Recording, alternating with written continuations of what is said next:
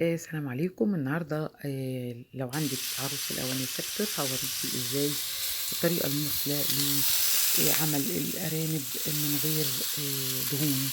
آآ باسخّن عروس الأواني على النار الصغيرة وأوطّي لغاية لمّا المقشر يوصل آخر الآخر.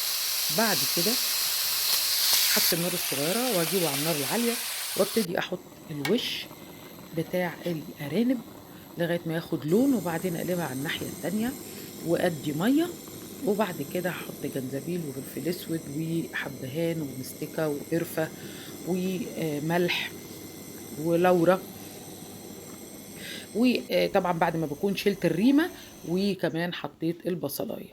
طَب الشوربة بقى راحت فين؟ الشوربة عملنا بيها حاجتين، عملنا بيها رز بالبصلة بالكركم، أوكي، وعملنا بيها كمان الملوخية، أوكي. لإن طبعًا أرانب بالملوخية بتبقى حاجة مش معقولة. أهم حاجة تغسلي الأرانب الأول بالخل وتسيبيها تصفّي في مصفى عشان ما يبقاش فيها زفارة خالص، وألف هنا.